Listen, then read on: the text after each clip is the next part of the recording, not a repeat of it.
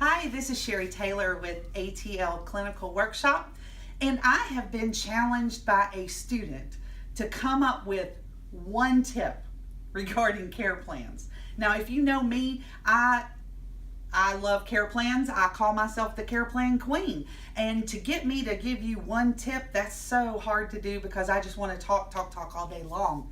But I had to think long and hard about this, and the one tip I want to give you is you need to learn the difference between signs and symptoms, between a medical diagnosis, and between a treatment. All three of these components are so crucial to writing an awesome care plan, but if you put it in the wrong box on your planning phase, you totally ruin a care plan. I cringe when I see things in the wrong spot.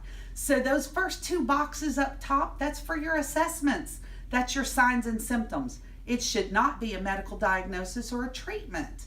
And so you have to learn the difference between those three things in order to start writing successful care plans. So there's my one tip, which I have many, but that's my one true tip that I'm going to give you today regarding your care plans. For more information, visit our website, www.atlclinicalworkshop.com.